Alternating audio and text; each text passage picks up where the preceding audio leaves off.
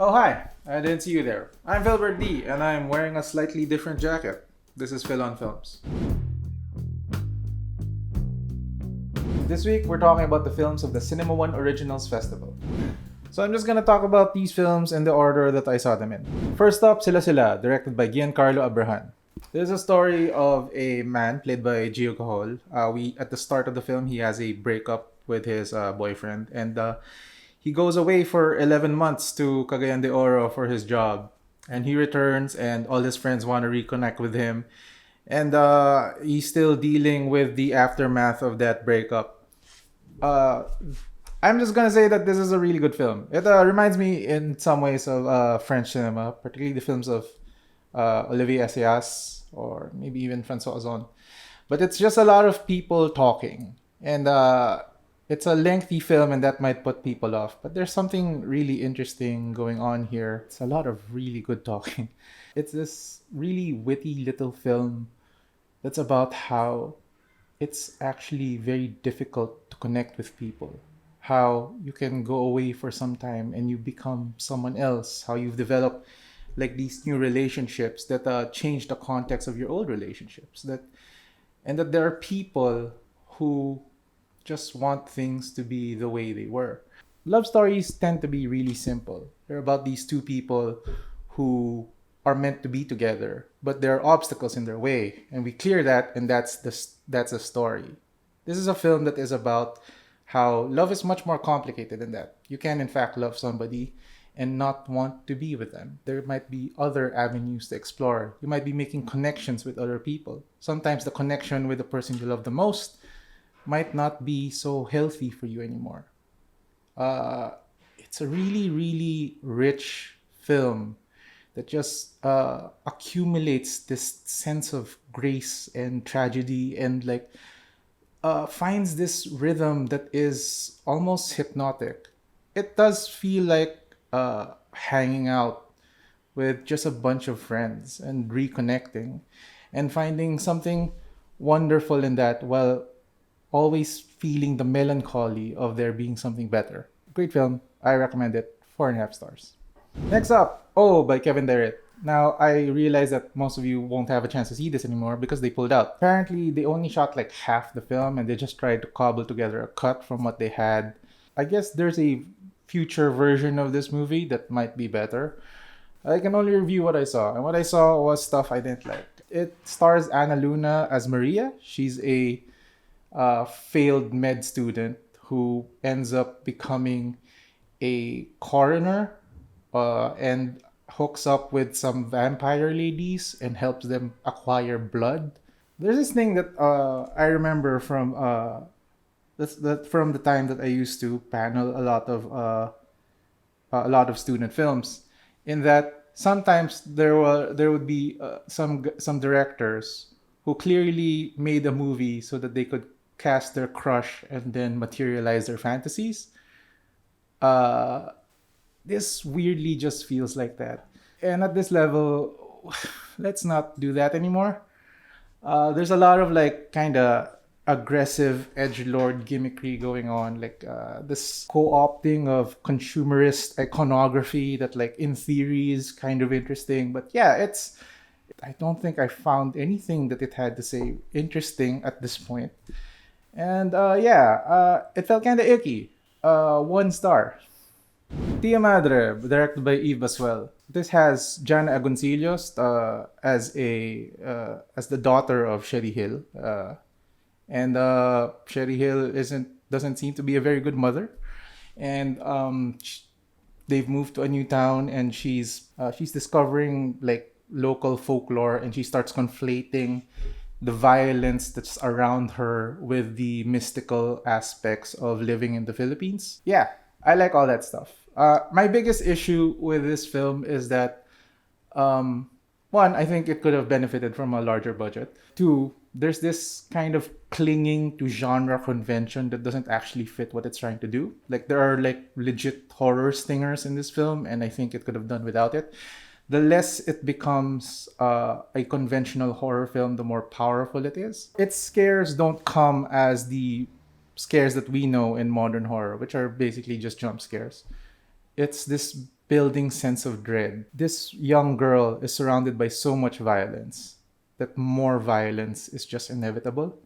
Like there is actually like no real hope for this character because any triumph that she will achieve will come at the hands of violence.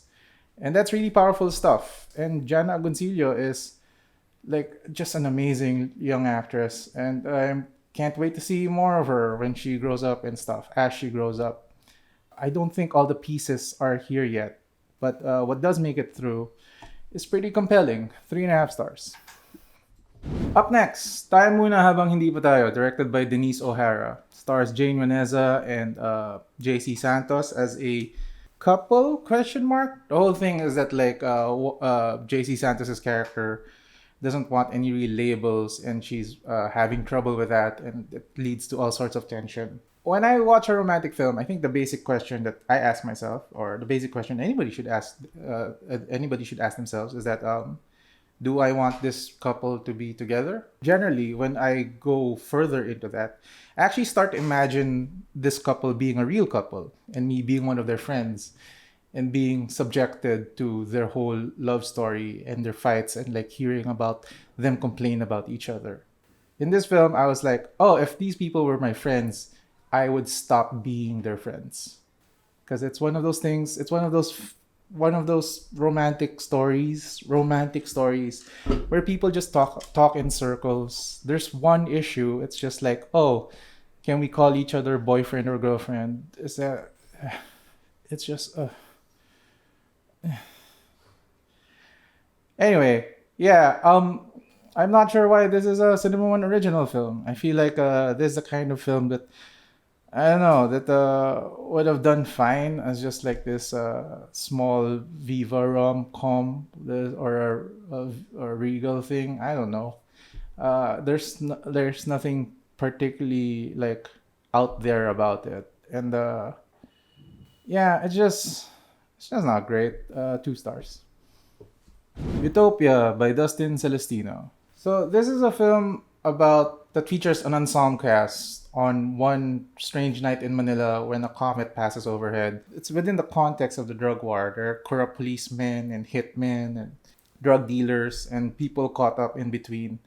It's a comedy? Question mark. It certainly tries to be funny. And I really struggle with that tone because I do find it still very hard to laugh at anything related to the drug war because it's a real tragedy, guys. It does land on something poignant. And the whole point of the film is really that like justice in the Philippines is a miracle. For any good to happen in this drug war, it would have to take literally a comet passing overhead, like something strange and out there to happen. I kind of like that idea, but what we mostly get is just like a film that's like, haha, look, everybody's so dumb. Isn't it funny how everybody's so dumb? It doesn't go beyond the dumbness of its characters. It doesn't look at the system that's corrupt. It's just like a bunch of doofuses ending up dead because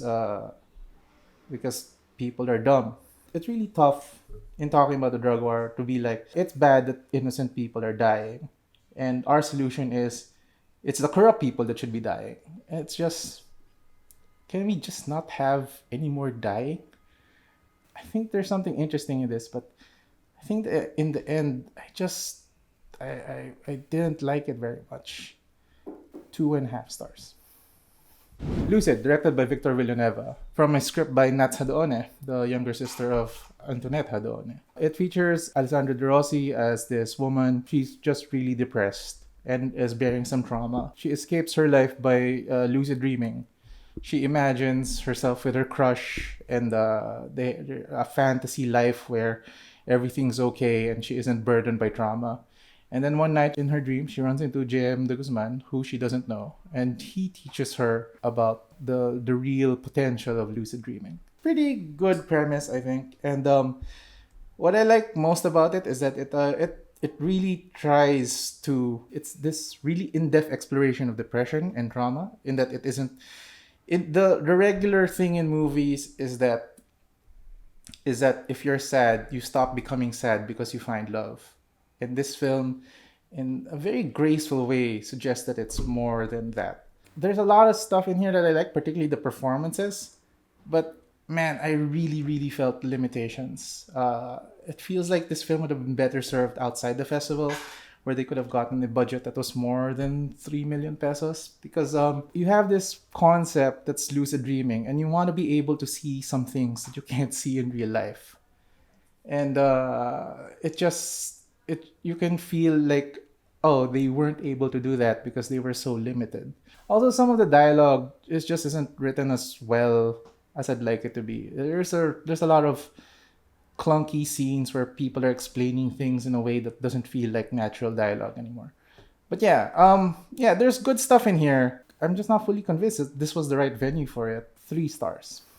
Yours truly, Shirley, directed by Nigel Santos. Stars Regine Velasquez as a widow who starts to believe that her husband has been reincarnated in the form of a young pop star. It's not a very interesting premise. I think the whole point was just like, oh, let's get Regine Velasquez to start acting like a teenage fangirl of a pop star, which is, I guess, funny in concept. But yeah, there's not much here. The tension would have to be us like thinking, oh, is it actually possible that her husband was reincarnated as this pop star? And the movie never really works that out. I just have so little to say about this film. No, I mean, literally my tweet was like, oh, this isn't for me. That's just. Also, the film goes out of its way to make the main character unlikable for some reason. I think they were trying to make it out like she was somebody who just was so obsessed with her dead husband that she didn't want a life outside anymore. But they end up making her just really unfriendly and like unwilling to try new things. And just there's a fine line between a person who is trapped in her own head and a person who is outwardly just bad to other people. And I feel like so much of this film is the main character being bad to other people until she falls in love with a 20-year-old pop star. It's not great. Also, the production's not great. Again, this is one of those films that's like, why is this in Cinema One? The festival that gave us stuff like Fiste or Mamu or Wanted Border. This is a very mainstreamy film that just probably would have benefited just from a larger budget that would make it look like something that it is, rather than this like weird low budget indie with a mainstream premise. 1 star. Finally, Metamorphosis by J.E. Tiglao. Gold Asaron plays Adam, an intersex teenager. He lives in a small town and he's coming of age and he's trying to figure out his sexuality.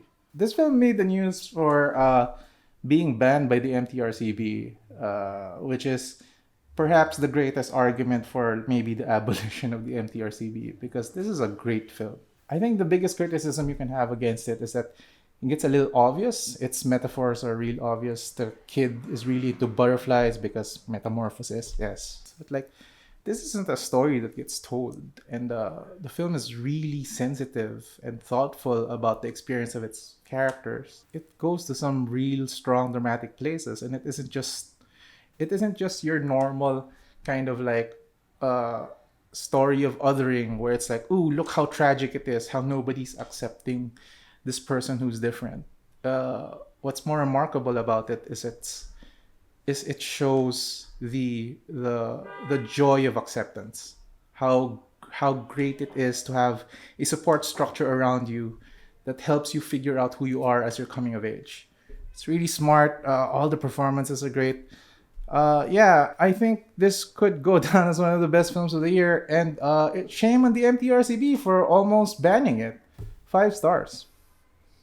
So thanks for joining us. Cinema One Originals Festival is running for a few more days as this goes up. Go see stuff. Go see Metamorphosis. Go see Sila Sila. I can wholeheartedly recommend those. And I think you should even check out Lucid. I think there are people who liked it a lot more than I did. There are also people who like Utopia more than I did. Check that. Let's talk about these movies and stuff. Also, the foreign selection was great. I saw The Lighthouse. I saw Portrait of a Lady on Fire, and Portrait of a Lady on Fire is one of my favorite films of the year. It's just super exceptional. I don't know if there are screenings left, but if there is, go see it. Till then, like or dislike and subscribe and leave a comment, ask a question. We'll get to questions when our videos aren't super long. And until next time, goodbye internet. I trust in Lenny. That position. Because I think she's gonna be effective. Because anything she does will be more effective than what this administration has already done. Alright. All she's been doing so far is making the admin look worse. Yeah. Because she's so good. She's actually really smart versus these idiots.